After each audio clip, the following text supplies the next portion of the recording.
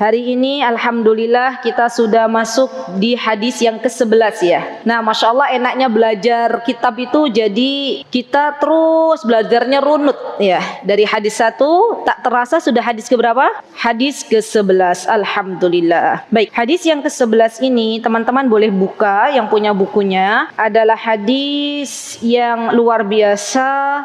Para ulama menamai hadis yang ke-11 ini adalah hadis Jawami'ul Kalim. Namanya Bu, hadisnya ini termasuk dari hadis-hadis yang Jawami'ul Kalim. Apa itu Jawami'ul Kalim? Jawami'ul Kalim itu hadisnya singkat, padat, jelas, tapi maknanya dalam. Jadi itu yang dinamakan dengan Jawami'ul Kalim. Coba ibu-ibu lihat, bolehkah saya tahu di tempatnya ibu-ibu itu hadisnya berapa baris? 6 tuh sama an-annya kan, matannya. Hadis itu Bu, ada rawi, ada matan. Matan tuh isinya yang kayak gini nih. Da' ma yaribuka ila ma la yuribak. Udah. Ila ma la yaribak. Coba digarisi Bu. Itu matan hadis. Ada berapa baris di tempatnya ibu-ibu? 6 itu mungkin sama Anil Hasan bin Ali radhiyallahu an. Berapa baris? Matanya tuh dari da' ma yaribuka ila ma la yaribuk. Berapa baris? 1, ya kan? Itu intinya. Nah, walaupun itu pendek matan hadisnya, jadi hadis itu ada matannya. Matan itu isinya. Yang panjang itu ibu-ibu itu rawi. Ya, Anil Hasan bin Ali bin Abi Thalib radhiyallahu anhuma sibti Rasulillah sallallahu alaihi wasallam hafidtu min Rasulillah sallallahu alaihi wasallam. Ada kan itu? Nah, itu bukan matan. Matannya hanya 1 baris saja. Kalau ada hadis yang matannya pendek tapi maknanya dalam, disebut dengan Jawami'ul Kalim. Ini kaidah ya Bu. Jawami'ul Kalim itu artinya matan hadisnya pendek, jelas, padat, dalam. Maknanya dalam. Nah, jadi para ulama itu menyebutkan ada beberapa yang disebut dengan Jawami'ul Kalim. Setiap hadis yang dia pendek matannya, kemudian maknanya cukup dalam, itu disebut dengan Jawami'ul Kalim. Singkat, padat, dalam. Wes, itu namanya Jawami'ul Kalim.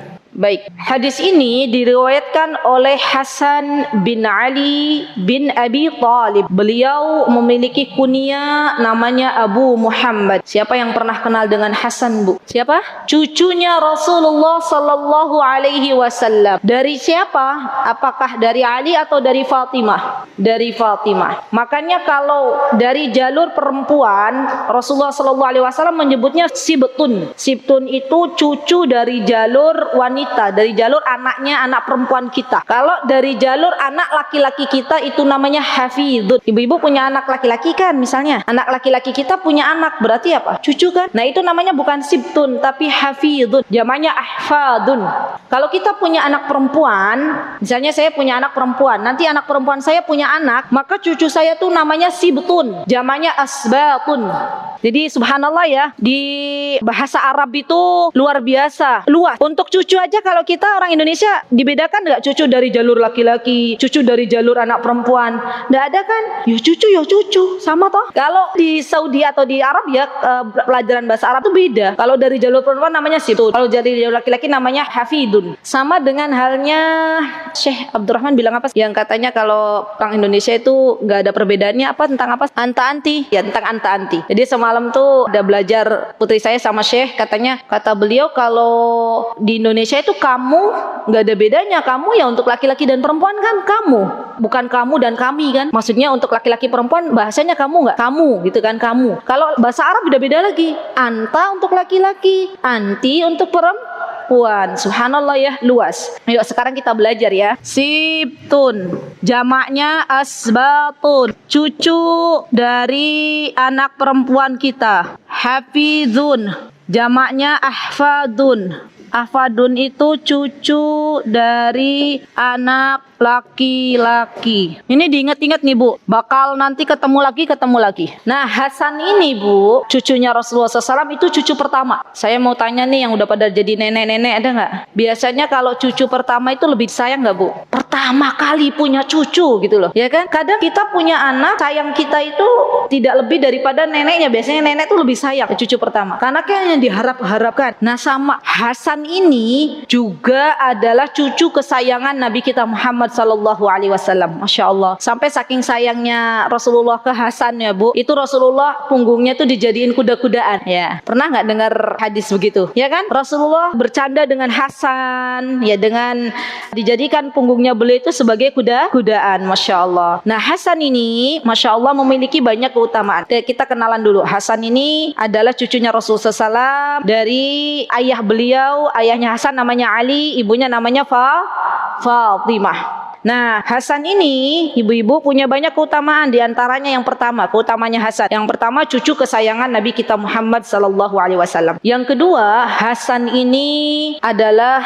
seorang yang Nabi kita Muhammad sallallahu alaihi wasallam kata beliau bahwasanya Hasan itu adalah sayyid, ya seorang pemimpin yang kelak nanti akan mendamaikan dua kelompok besar yang bertikai, dan Hasan yang akan mendamaikan. Dan betul, subhanallah, apa yang diucapkan oleh Rasulullah SAW, apa yang disabdakan oleh Rasulullah SAW, pada tahun 40 Hijriah terjadilah peperangan yang luar biasa dari kelompok Hasan bin Ali dengan kelompok Muawiyah. Jadi setelah Ali bin Abi Thalib wafat, maka diangkatlah khalifahnya Hasan.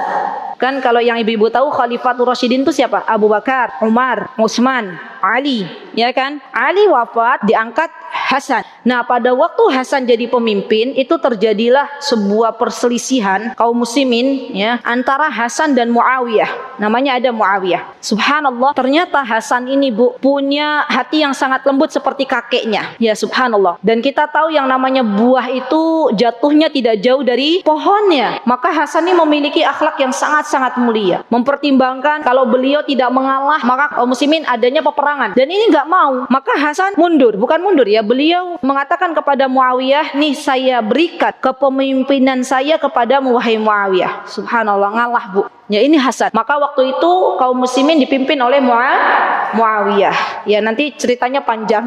Jadi benar apa yang disabdakan oleh Rasulullah SAW, padahal waktu itu Hasan belum menjadi seorang pemimpin. Pertanyaannya, dari mana Nabi kita Muhammad sallallahu alaihi wasallam mengetahui sesuatu yang belum terjadi? Dari wahyu. Subhanallah. Jadi Bu, apa yang diucapkan oleh Rasulullah SAW dengan kejadian di masa lampau ataupun di masa yang akan datang, itu harus kita imani. Karena yang dikatakan oleh beliau itu bukan dari mulut beliau, tapi dari wahyu yang Allah Subhanahu wa taala turunkan. Ada beberapa kejadian yang mana Rasulullah SAW itu kadang mengatakan dulu gitu kan, kejadian ada Bani Israel begini-begini, waktu itu Rasulullah sudah ada belum? Belum ada. Dan Rasulullah SAW mengatakan nanti ketika datang hari kiamat, mendekati hari kiamat, banyak yang namanya perzinahan, banyak yang namanya khamr gitu ya di mana-mana.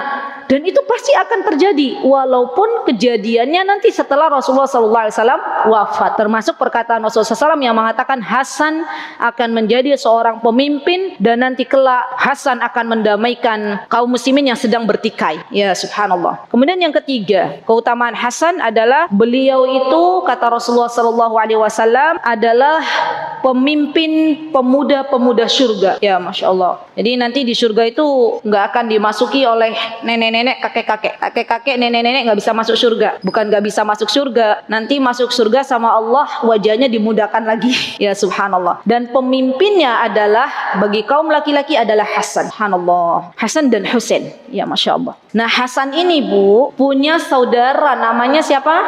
Husain. Hasan punya saudara yaitu Husain, dan para ulama mengatakan Hasan lebih utama daripada Husain karena Hasan memiliki keutamaan yang tadi saya sebutkan. Tapi berbeda dengan orang Syiah.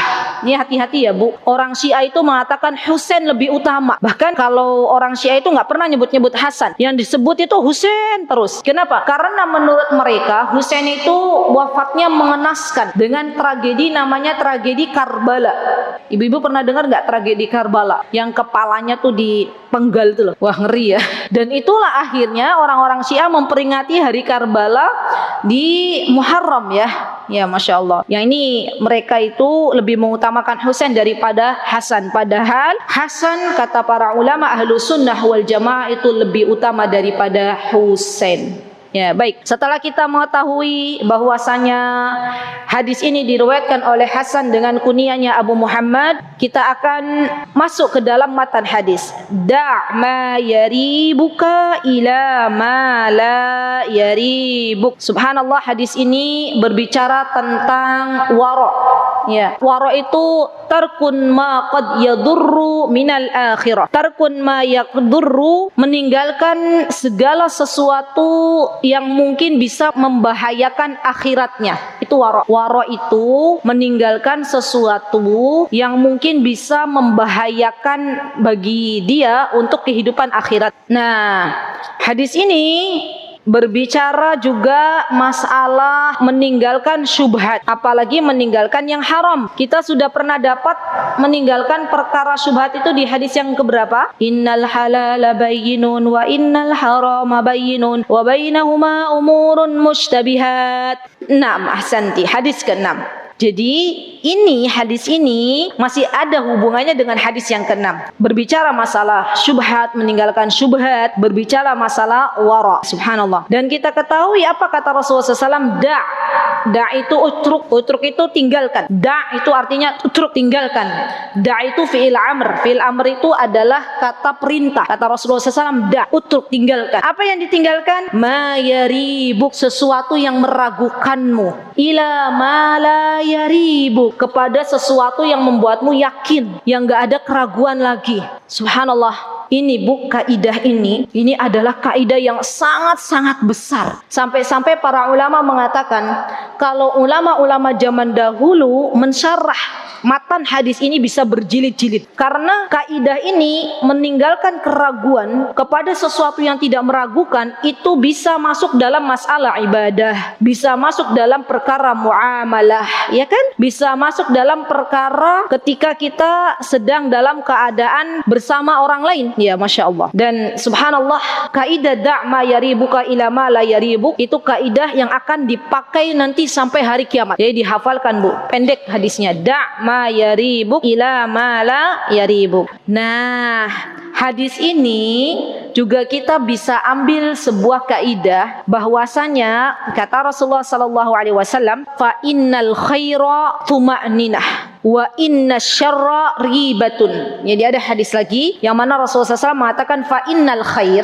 ini kaidah juga ya, kebaikan itu akan mendatangkan tuma'ninah, ketenangan. Wa inna syarra, dan kejahatan itu mesti akan mendatangkan kegelisahan. Contoh, ada yang kasih contoh nggak? Orang kalau dia jalannya lempeng-lempeng aja, nggak melakukan maksiat, nggak melakukan dosa, saya yakin hatinya tentrem. Tapi orang kalau sampai sudah melanggar syariat Allah, kalau sampai mendolimi manusia lainnya, kira-kira hidupnya gelisah nggak?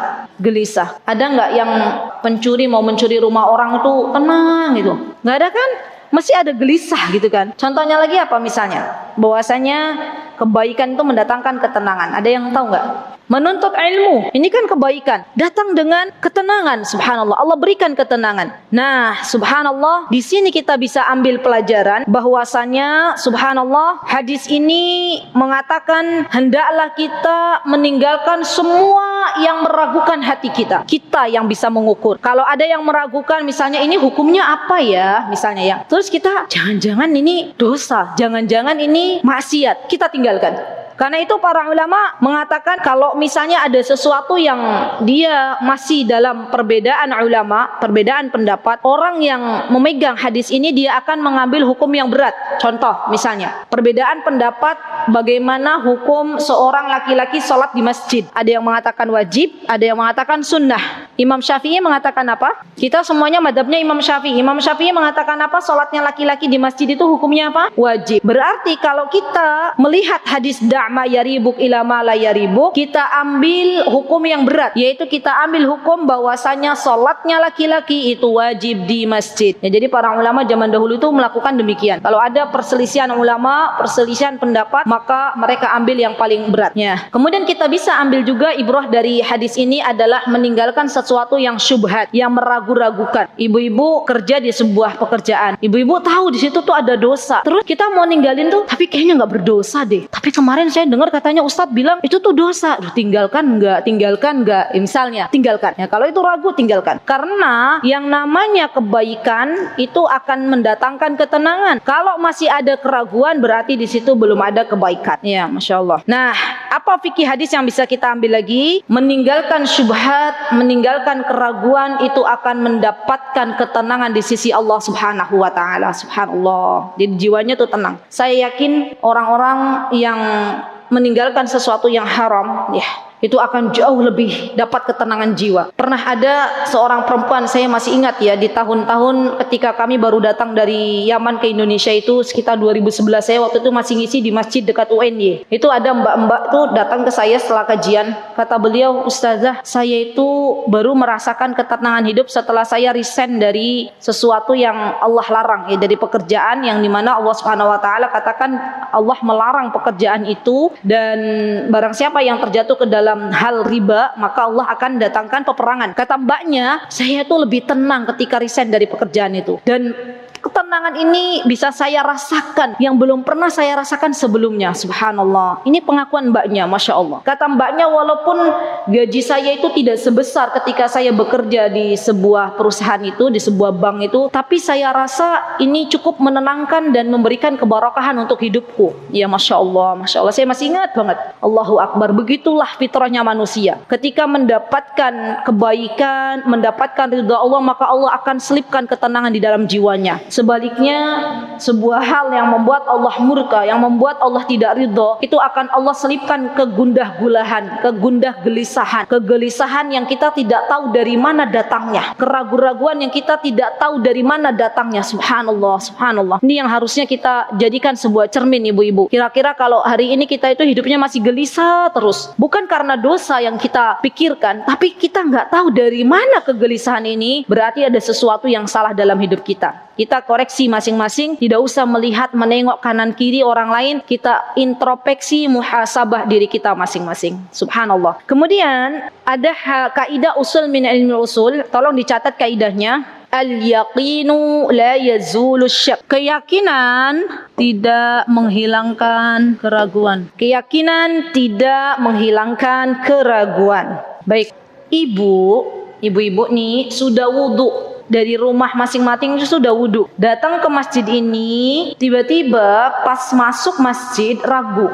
setannya mulai membisikkan was-was, kayaknya tadi pas kesini di motor batal deh, gitu ya. Pernah nggak sih begitu? Jadi kita mau masuk masjid, sudah mau tahiyatul masjid, kita yakin kita tuh sudah wudhu, dalam keadaan sudah wudhu dari rumah. Tiba-tiba kita balik ke tempat wudhu. Kalau ada keraguan yang demikian, harusnya kita kembalikan lagi ke keyakinan kita. Asal kita kan sudah wudhu. Berarti kalau memang tidak ada yang membatalkan, ibu dari rumah sudah wudhu, di perjalanan nggak makan daging unta, kan daging unta kan membatalkan wudhu. Di perjalanan tuh nggak buang air kecil, nggak buang air besar, buang angin juga enggak, cuman itu kayaknya. Maka kata Syekh Utsaimin, keraguan itu kita tinggalkan dan kita harus yakin kita dalam keadaan suci. Karena kaidahnya berangkat dari kita sudah berwudu. Kenapa kok saya katakan begitu, Bu? Karena kalau kita ragu terus kita ikuti, ya wudu. Kita takbir Allahu Akbar, kayaknya belum afdol deh.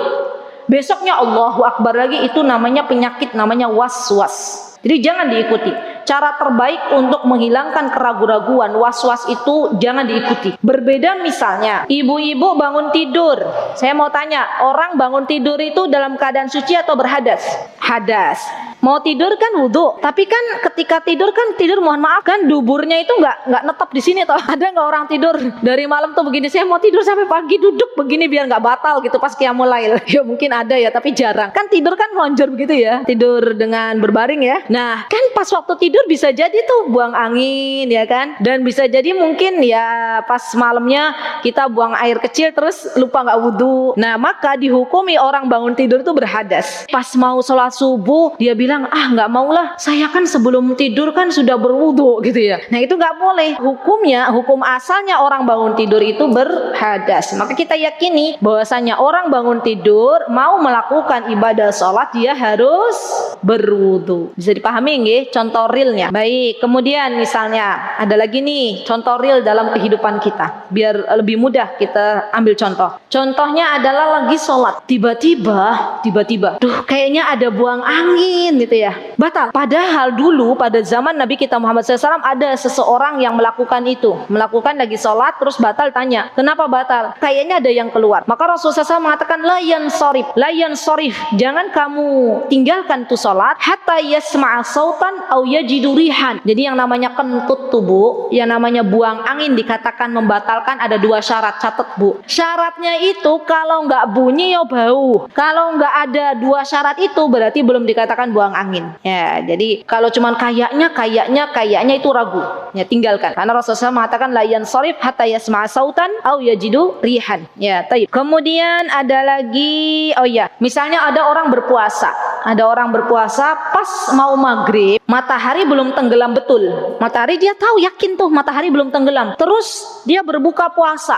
Puasanya batal apa enggak? Pas mau maghrib dia tahu dan yakin bahwasanya matahari itu belum tenggelam, tapi dia buka puasa. Puasanya batal enggak? Yakin batal. Kenapa batal? Karena belum waktunya. Karena dia meyakini bahwasanya matahari belum tenggelam. Sebaliknya, kalau ada orang puasa, dia tahu matahari sudah tenggelam, yakin seyakin-yakinnya matahari sudah tenggelam. Ternyata di masjid yang terdekat itu belum azan, tapi dia yakin matahari sudah tenggelam. Dia berbuka puasa batal enggak? Enggak batal. Karena hitungannya matahari tenggelam, tapi harus yakin, min hakul yakin mataharinya tenggelam. Jangan ragu.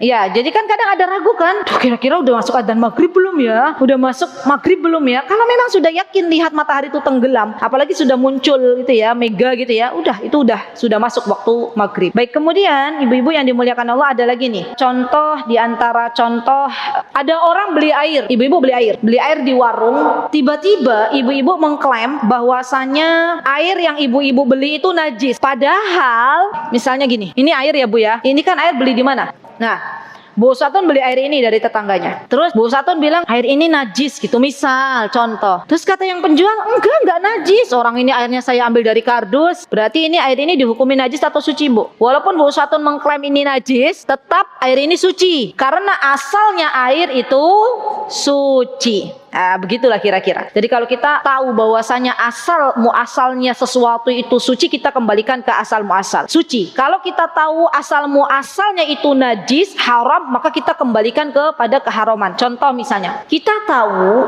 di warung itu dijual, mohon maaf nih, B2 contoh, dan kita sepakat bahwasanya B2 babi itu haram. Ketika beli di warung itu, kira-kira menurut ibu-ibu, kira-kira makanan yang ibu-ibu makan boleh nggak? Jawabannya apa? Pinter, karena kita tahu yakin di situ jualan babi dan hukum asal babi itu haram. Itu kaidah-kaidahnya ya diantaranya. Baik. Kemudian ini juga penting nih. Kalau ada anggota keluarga yang dia itu safar, perjalanan jauh, tiba-tiba nggak pulang-pulang. Ini orangnya nggak pulang-pulang, nggak ada berita tentang kematiannya. Kira-kira menurut ibu-ibu, orang itu dihukumin masih hidup atau sudah meninggal? Ada orang nggak pulang-pulang, nggak tahu rimbanya, nggak ada juga kabar kematian, dihukumi meninggal atau hidup? Nah, jawabannya hidup. Kenapa? Karena nggak ada kabar berita meninggal. Karena asal muasalnya orang ini hidup, pas pergi dari tempat kita itu hidup. Maka kalau misalnya ada orang tua punya anak, anaknya pergi nggak kembali-kembali, belum ada kabar berita meninggal dunia, kalau pas pembagian warisan itu si fulan dapat harta warisan, ya nanti masuknya ke hukumnya. Jangan dihitung meninggal, tapi dihitung hidup. Begitu ya, catat ini baik-baik. Kaidah yang Masya Allah bakal nanti kalau ada ketemu masalah ini bisa diaplikasikan. Al-yaqinu la yazul bisyak. Baik, kemudian Kalau ada di antara kita yang berpakaian, kita yakin ada sesuatu yang najis di pakaian kita. Yakin. Tapi kita ragu di mana titik najisnya. Maka yang harus kita lakukan apa? Kita nggak tahu, kita yakin itu kena najis pakaian kita. Tapi kita nggak tahu sebelah mana yang najis. Yang harus kita lakukan apa? Cuci semua. Ya, kenapa? Karena kita yakin bahwasanya pakaian kita kena najis. Ya, ini contoh di antara contohnya. Taib. Kemudian misalnya ada orang muslim jualan, maka kita tidak perlu bertanya kepada orang muslim ini, jualanmu dari mana? Hasil mencuri atau bukan? Gitu ya. Nggak boleh. Kenapa? Karena kata Rasulullah SAW, asal muasal barang yang dimiliki oleh orang-orang beriman, kaum muslim itu adalah halal. Sampun di sini bisa dimengerti. Nanti ada timbul keraguan. Kayaknya. Wah, itu hanya keraguan. Kita yakini bahwasanya barang yang dijual oleh orang-orang beriman, oleh orang-orang muslim itu adalah halal. Maka kita tidak perlu menanyakan kehalalan barang yang dijual oleh saudari kita. Ya, baik. Nah, ini ada kisah yang luar biasa, teman-teman. Di mana kisah ini terjadi pada zaman dahulu, yaitu kisahnya Ibnu Sirin. Siapa yang kenal Ibnu Sirin? Beliau itu seorang ulama yang luar biasa. Beliau juga seorang pedagang yang hebat. Jadi subhanallah, Ibnu Sirin ini di samping beliau seorang ulama, beliau juga seorang pembisnis. Boleh nggak ulama bisnis? Boleh. Bahkan dari bisnisnya beliau akhirnya menafkahi para thalabul ilm. Ya, masya Allah, keren ya. Ulama-ulama zaman dahulu tuh dunia dapat, akhirat pun lebih. Ya, masya Allah. Pada suatu hari Ibnu Sirin diberikan oleh kawannya untuk berjualan, ada yang mengatakan minyak, ada yang mengatakan madu. Wallahu taala alam bisawab, mana yang sahih. Yang pasti saya pernah dapatkan cerita minyak, ada juga saya pernah dapatkan juga cerita madu yang dijual oleh Ibnu Sirin. Nah, ketika itu Ibnu Sirin dapat dari kawannya, subhanallah, banyak sekali jumlahnya, itu bukan sekilo 2 kilo, tapi jumlahnya ratusan kilo. Nah, suatu hari pada waktu Ibnu Sirin tertidur, pagi harinya mendapati di gentongnya itu yang berisi minyak atau madu itu ada tikus. Dan Ibnu Sirin ragu, ini kira-kira tikusnya itu kapan masuknya dan apakah semuanya terkena atau tidak. Karena yang namanya tikus kalau sudah masuk ke suatu benda kan kita nggak tahu kan benda itu nanti seperti apa. Coba saya tanya, kalau pedagangnya di zaman sekarang, gentong yang isinya madu misalnya beratus-ratus ton misalnya, atau beratus-ratus kilo misalnya, ada tikus satu, kira-kira apa yang dilakukan? Subhanallah, diambil tikusnya, dijual. Begitu ya Bu ya? Beda sama Ibnu Sirin. Ibnu Sirin bilang begini, kalau saya ambil tikusnya, saya nggak tahu yang lain tuh terkontaminasi bakteri tikus enggak. Itu Ibnu Sirin. Beliau ragu dan meninggalkan yang syubhat. Akhirnya beliau menyuruh karyawannya untuk membuang semuanya Bu, membuang barang dagangannya itu yang harganya MM-an ya, dibuang ke kali. Kenapa dibuangnya ke kali? Kalau dibuangnya ke tempat sampah, mbok menawi ono yang memanfaatkan, ya kan? Jadi dikentirkan di kali semuanya. Kira-kira menurut ibu-ibu, dalam kalkulator dunia itu rugi nggak? Rugi. Tapi tidak bagi Ibnu Sirin. Yang Ibnu Sirin pikirkan itu nanti di akhirat. Bagaimana ketika dagangan sudah tercampur oleh tikus, ternyata tetap beliau jual apa yang beliau pertanggungjawabkan di hadapan Allah. Subhanallah. Ini luar biasa kalau kita baca tentang waroknya para ulama zaman dahulu, itu mereka luar biasa. Akhirnya setelah dibuang itu barang dagangan, datanglah orang yang tadi menitipkan barang ke Ibnu Sirin, meminta Ibnu Sirin untuk mengembalikan uang yang telah ya dititipkan dari barang dagangannya. Ibnu Sirin bisa bayar nggak? Nggak bisa lah, barangnya dibuang, ya kan? Sampai akhirnya mendatangi pengadilan, keputusan Pak Hakim memutuskan keputusan akhir bahwasanya Ibnu Sirin masuk ke penjara karena nggak bisa bayar hutang. Masuklah Ibnu Sirin ke penjara. Subhanallah, penjaga penjara tahu kalau yang masuk ke penjara itu ulama besar, yaitu Ibnu Sirin. Jadi terkenal tuh Ibnu Sirin. Maka penjaga penjara ini berkata kepada Ibnu Sirin, wahai ulama, wahai Ibnu Sirin, saya itu kasihan kepada engkau. Saya tawarkan kepada engkau, kalau malam hari tak bukakan pintu, dibukakan tuh pintu penjaranya, kamu pulang ke keluargamu. Tapi nanti pagi-pagi banget gitu ya, datang lagi ke sini, ya masuk lagi seakan-akan kamu di penjara. Gitu ya. Menurut jenengan, kalau ada orang begitu di zaman sekarang, terima nggak tawaran itu? Yakin? Kenapa diterima? Kesempatan bertemu keluarga. Tapi tidak dengan Ibnu Sirin. Apa kata Ibnu Sirin? Wahai penjaga penjara, aku tidak mau membawa-bawamu terseret ke dalam neraka. Biarkanlah aku tetap di penjara menikmati apa yang telah menjadi kewajibanku, ya kan, karena nggak bisa bayar hutang. Sampai akhirnya subhanallah Allah berikan solusi. Rakyat Baghdad waktu itu patungan uang dan mengantarkan uang itu hasil patungannya ke penjara. Akhirnya Ibnu Sirin keluar. Subhanallah, luar biasa. Ibu-ibu boleh dibaca kisah ini, masya Allah. Ini kisah yang menunjukkan betapa waraknya para ulama dalam meninggalkan kemaksiatan dan dosa. Mereka tuh tahu kalau dosa itu punya efek samping, kalau maksiat itu akan mempengaruhi jiwanya, kalau dosa itu akan membuatnya gelisah. Maka mereka mengambil kehati-hatian dalam masalah syubhat. Dan bukan hanya Ibnu Sirin, tapi juga banyak kisah-kisah yang bisa kita ambil ibrah dari banyak ibrah. Ibu-ibu pernah dengar yang kisah ini enggak? Waktu Umar keliling terus ada anak kecil yang jualan susu sama ibunya disuruh nyampurin susu, nggak mau? Pernah? Kenapa nggak mau anak kecil itu?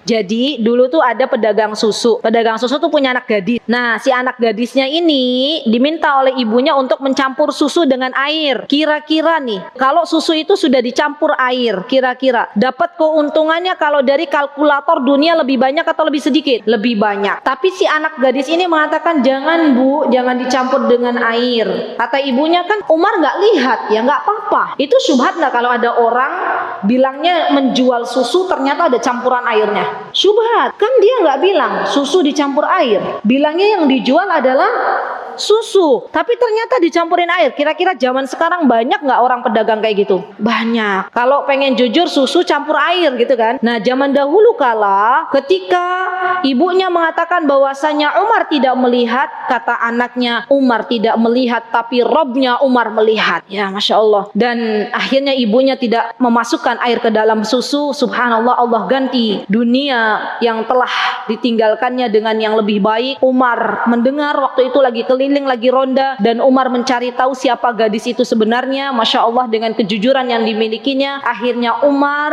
meminang anak gadis itu untuk jadikan menantunya. Menikahlah gadis tersebut dengan Asim, putra Umar bin Khattab. Dari pernikahan Asim, putra Umar bin Khattab, dengan anak gadis susu itu, lahirlah nanti adanya Umar bin Abdul Aziz yang membawa keberkahan bagi seluruh rakyat yang ketika dipimpin oleh Umar bin Abdul Aziz, semuanya tidak ada yang melarat, semuanya tidak ada yang miskin, semuanya sejahtera. Subhanallah. Jadi Bu, nasihat untuk diri saya dan ibu-ibu semuanya yang saya cintai karena Allah, yuk mari kita introspeksi diri kita masing-masing. Adakah sesuatu yang masih meragukan di dalam kehidupan kita?